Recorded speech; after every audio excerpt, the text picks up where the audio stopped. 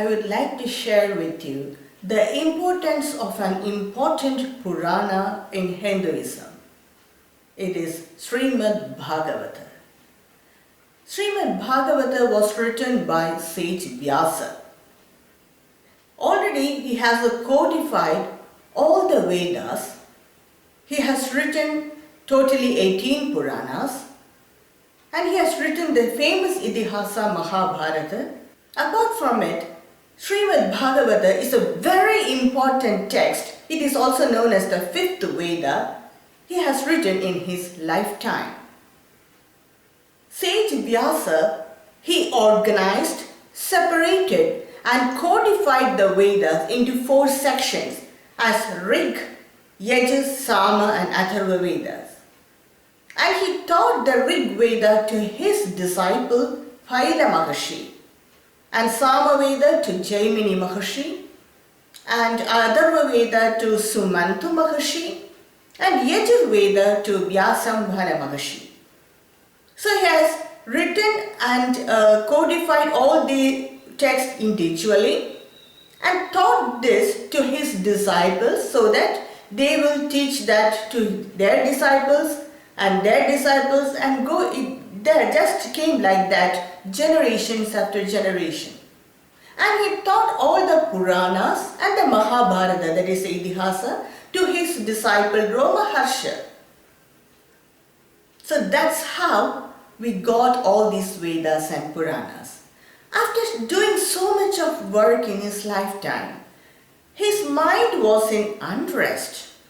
And he was dissatisfied or not satisfied with something. Something irritated his mind. He was much worried about the people of the Kali Yuga. Because in Kali Yuga, the lifetime of any person will be very short comparing to all the other yugas. And the people will be more lazy, they will be less intelligent. So he was much worried about the people of Kali Yuga. In Kali Yuga, the dharma will not have much importance. So he was much worried about how people will elevate their mind.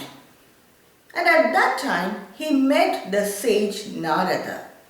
They both discussed about it, and sage Vyasa, who is known as Veda Vyasa because he codified the Vedas, and sage Veda Vyasa discussed with sage Narada about his unrest in the mind. And sage Narada said, "You have written all the Puranas and the Itihasa, that is the Mahabharata, and codified the Vedas. But the people in Kali Yuga will not be so much elevated in their mind to read all this. Because to read the Veda, you have to be a spiritually evolved person.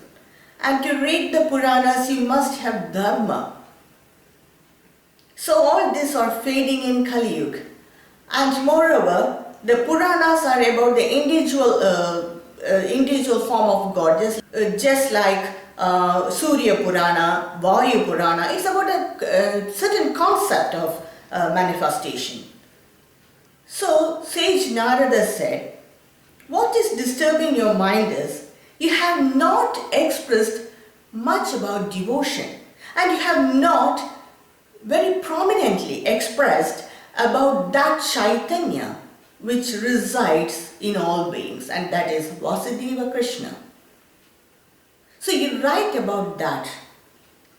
Many incidents and facts that happened in his life, and the people who all met him during his lifetime, that is Vasudeva Krishna, you write about all that.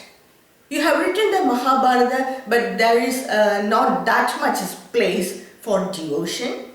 So you write a Purana completely soaked in devotion, but at the same time it must have philosophy. So he went to the banks of river Saraswati, which is not existing now. He sat in his guha, that is his hut-like hermitage, which is famously known as Vyasa Guha, and wrote Srimad Bhagavata. He wrote it completely about the life history of Bhagavan Vasudeva Krishna, soaked in devotion and philosophy. Srimad Bhagavata has many hymns and Gitas. There are more than 10 Gitas in Srimad Bhagavata, which have many of them have philosophical value and some of them have devotional value. So all this will elevate the mind. And how is it important in today's lifetime? In today's lifetime, people have to balance between two dharmas or two jagats. That is the Vyavahara dharma and the Paradharma. You can say it as Vyavahara jagat and Parajagat. Vyavahara dharma is concerned with the body, the profession we take, the responsibilities we have in our profession or in our family. All this belongs to Vyavahara dharma. So when the body after its lifetime, when it falls down, it disintegrates to the disintegrates and merges with the 5 Buddhas. And the Paradharma is concerned with the mind. And Kali Yuga is a time where there is much competition and the dharma is fading away. We all have talent, skills, and we have our own behavior. Some people's skills they develop, they have the opportunity to develop it, and many people do not develop it because due to their situation, their upbringing. The same thing with behavior. So sometimes our talent and skills may be recognized, sometimes it may be ignored, sometimes rejected, sometimes not given due value. So all this will bring a person into a depression, state of depression that's concerned with the mind. So a person has to elevate his mind and at the same time involve in the Vyavahara Dharma.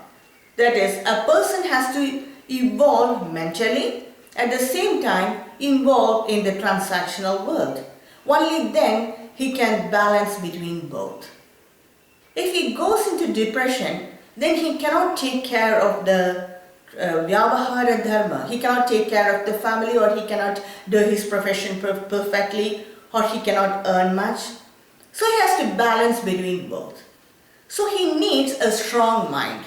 The strength of the mind is the strength of the person. So a Purana like Srimad Bhagavata, if a person reads it, it elevates the mind through its different Gitas, different hymns, and the way how Lord Krishna overcame all those obstacles in life. It all elevates a person's mind and help us to remain in a stable mind and then do the Vyavahara Dharma or then involve in the transactional world. Srimad Bhagavata is the essence of all the Vedas and all the Puranas. It is enough if we read Srimad Bhagavata. It's just equal to reading all the Vedas and the Puranas. That's the importance of Srimad Bhagavata. Srimad Bhagavata is a very important Purana among the 18 Puranas, and it's a very important text in Hinduism. Thank you for watching.